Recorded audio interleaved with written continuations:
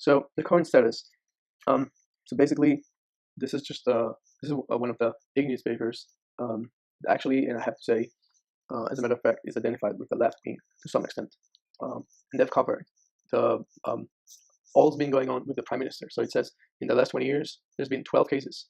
There's been 3 prosecutors and like general prosecutors, and nothing substantially or no direct accusations against prime minister. So we basically see 12 cases against prime minister, and I'm not going to go into the details because this is a whole different story. But long story short, he's been accused, and some of those are still ongoing. Been accused for last year for trying to bribe the publisher of the second biggest newspaper in the country, and has been accused of buying 3 submarines to Israel without anyone else supporting this idea, while his cousin is the lawyer you see here making the deal, getting the cash. So just like to look at the super recent things in terms of how institutions work. So if you open the newspaper and you see, so the prime minister's right hand is under investigation.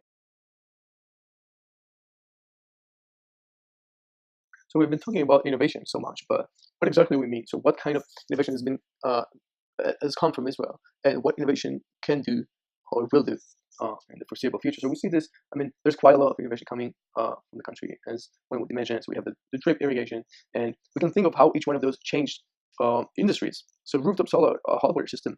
So Israel has been exported once this was invented, and many jobs were created. So we see innovation useful for the market. Iron Dome. So this is a counter missile, U.S. supported innovation.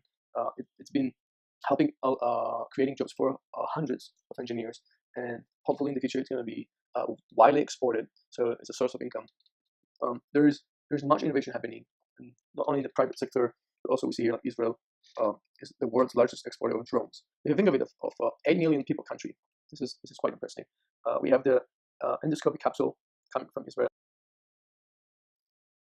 So let's just take a look at what are the possible implications of the Iron Dome. So the Iron Dome is the system that is funded by the U.S.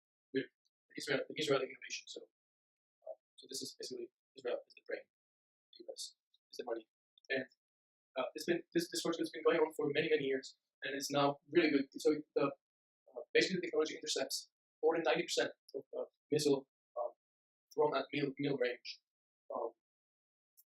distances. And so, what are the implications for the market of such an innovation? So we can think of jobs. So this will be sort of short term. And this example just going to show us what any other possible motion can create as well. And so this is a big plus. So we're talking about many jobs, not only logistics, engineers, managers, even like everyday workers that are taking care of the scheduling, the cleaners. It's a whole industry of itself. So we create more jobs, and so hopefully, like the project is successful. So R&D yields that product, and if it's a good product, then we can expect it to sell, and hopefully to even sell overseas. So the US money turns into sales.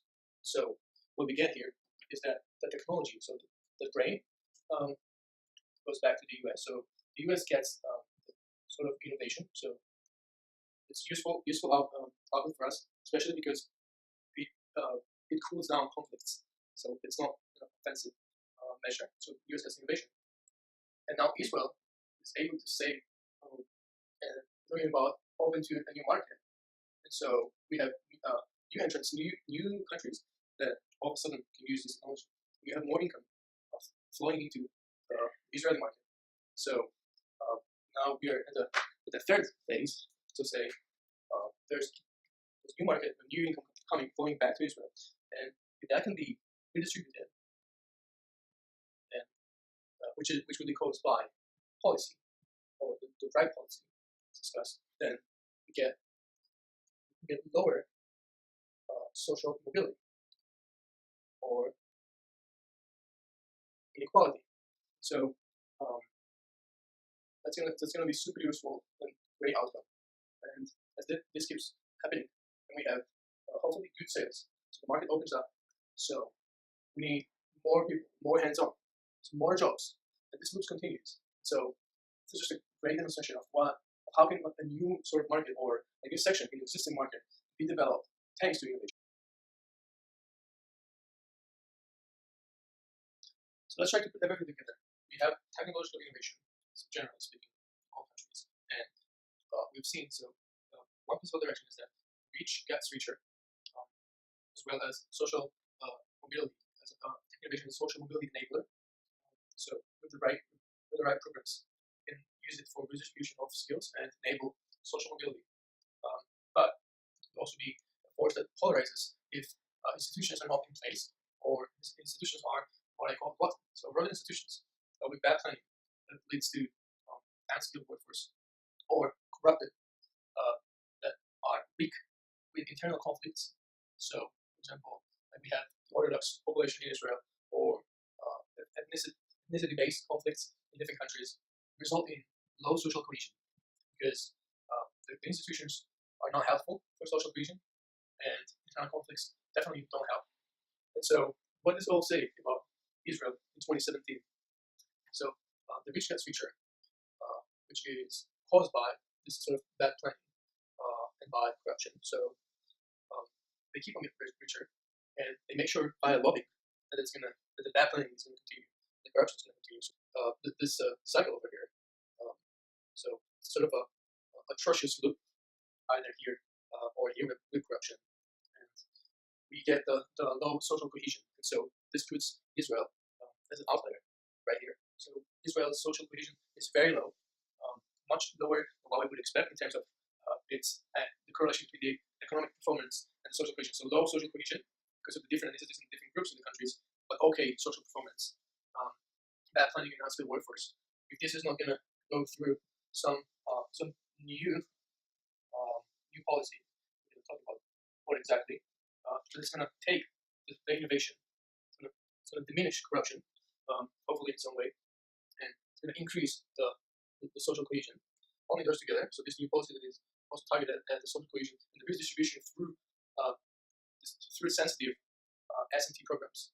Only this will lead to let's call it the harnessing of innovation, or this social or economic social mobility. So, as you might think, the other way around, you get the exact opposite results. So the continuation of the bad planning driven by rich people and lobbying will not bring innovation as an enabler, and will push the polarization that will push for low social cohesion, which is what corrupted institutions and leaders and corrupted rich folks in the top 1% want. Because this low social cohesion will keep this sort of status quo. So you can end up with innovation that goes to the rich. But because of the lack of this new policy, there is not going to be no harnessing of innovation for better social mobility. The rich gets richer, continues, the corruption continues. So what should we do?